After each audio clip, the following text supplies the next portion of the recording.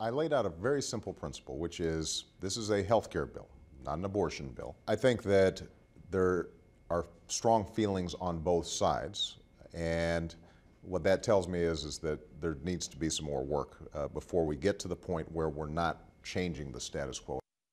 The big news from President Obama in Jake Tapper's exclusive interview: the Stupak amendment does not meet his goal of making sure if you like the insurance you have, you can keep it. Wonder of wonders, the health care bill needs more work. Top Line starts right now.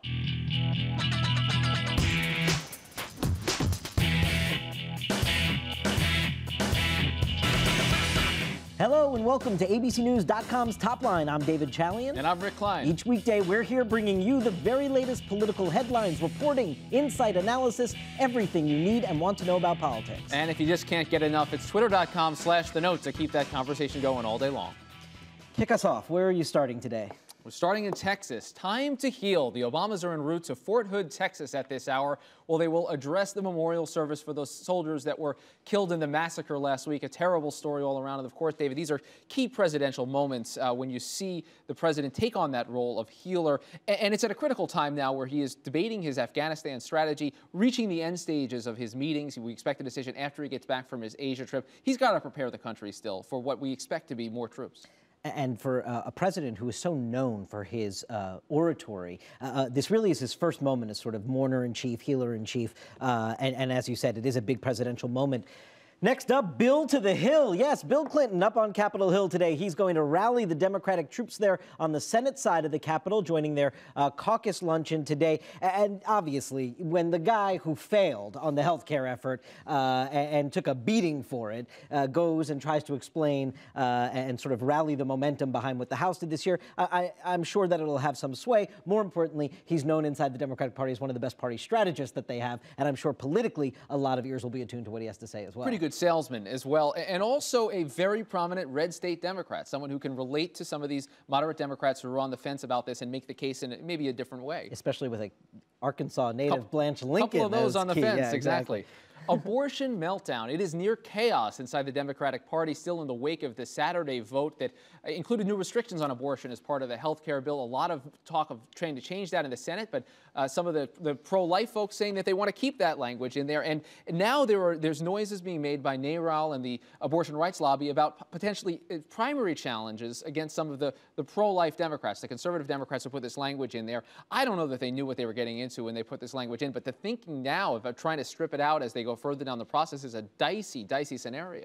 The White House, I know the president said that it's not an abortion bill except when it is. And, exactly. And this issue is going to be with him through the end of conference. I mean, this will be with us for a while now. And finally, she's back in that last slot of our headlines. PALIN to Iowa. Yes, mark your calendars. December 6th, the former governor of Alaska and former vice presidential running mate to John McCain will be hitting the Hawkeye state, Sioux City, Iowa, the Republican side of the state, the western side there. This is, of course, for her book tour, her book coming out next week. Rick, I don't think there's a stop that will garner more attention than her Iowa stop, and I would imagine the entire media circus will descend on Sioux City. It's just too bad she can't get any media coverage. You got to feel bad for her. We're going to begin with the health care debate, and we're joined up on Capitol Hill by Democratic Senator of Maryland, Ben Cardin. Senator Cardin, thank you very much for being here. I want to begin with Bill Clinton's visit to talk to you and your fellow Democrats today up on Capitol Hill. What are you hoping to hear from him or learn from him in some way that he can actually shift the momentum in some fashion? Well, it's always great to have President Clinton with you. I think he will explain the fact that the numbers that he was given in the 1990s, that the situation was even worse going forward than they had projected as far as costs are concerned. And we got to get it done. Of course, we'll all remember that Bill Clinton took on the challenges of balancing the federal budget. He got it done.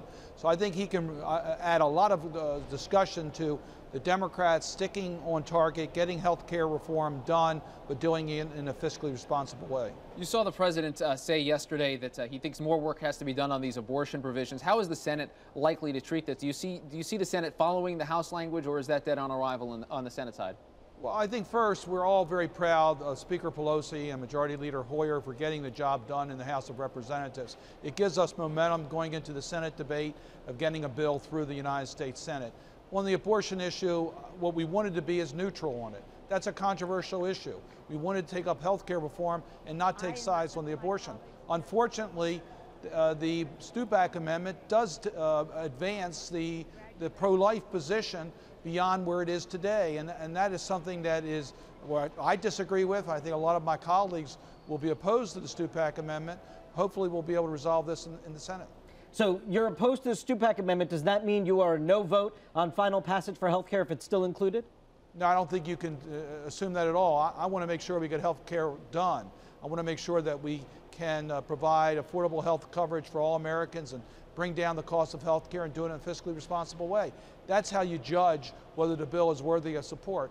I think Speaker Pelosi made the right judgments in the House. However, this is a very important amendment. Hopefully we can change this in the United States Senate. Why would it be the right judgments, though, if this is included in there? I mean, this is the leadership decision to cut a deal to get this on the floor, and now you're talking about, like you say, some pretty significant abortion restrictions. I think it was the right judgment because we needed to get a bill moving in the Congress. We're getting near the end of this year. It's important that the process move forward, and I think the Speaker made a judgment that's the only way she could get this bill moving. Now on the floor of the Senate, I hope that we can change that. I hope we can move this bill forward and get it into conference, and hopefully we'll come out of conference with a bill that accomplishes the goal of health care reform and can just ask people to calm down. This is not an abortion bill, as the President said. This is a bill on health care. Let's stick to health care. Senator Cardin, you said that the Speaker needed to do what she needed to do to get that bill moving. That's because she could lose, as she did, 15% of her caucus to get that bill still out of the House. Harry Reid doesn't have that luxury. He can't lose a single Democrat in order to get this bill moving. What, other than this abortion amendment, where else do you still see the major sticking points for 60 Democrats to join Harry Reid? Well, there are challenging areas. Obviously, the public option is an area that's going to get a great deal of debate, how we pay for this bill to make sure we don't add to the deficit. But quite frankly, I think there's much more that unites us. I think the Democrats are committed to making sure we get the job done this year and that we pass a bill and that the bill accomplish the goals of bringing down the cost of health care, which is our first goal, make sure everyone has access to affordable quality health care, and we do it in a fiscally responsible way. I mean, these are the key issues. Obviously, we want to take issues out of this bill that shouldn't be in here, including the abortion issue. We don't want that in this bill. Senator, briefly on the issue of Afghanistan, we see the president going to Fort Hood today, and he's got a decision coming up very shortly on troop strength. Is it your sense that that he can count on support from the Democratic caucus by and large for any strategy that he chooses, or does he have to make the case to Congress now? No, I think that there is a great deal of reluctance to committing any more combat troops in Afghanistan. And that's an issue. Of course, we're going to wait for the president to give us his recommendations. But the circumstances in Afghanistan are such that I think most members of the Democratic caucus believe it's up to the Afghans to take responsibility for the internal security within their own country, that we should be focusing on the war against terror, against the terrorist organizations, most of which are now in the Pakistan area, not Afghanistan, and that needs to be where we concentrate. Senator Ben Cardin, Democrat of Maryland, thank you very much for joining us today, sir. Appreciate it. Thank you, Senator.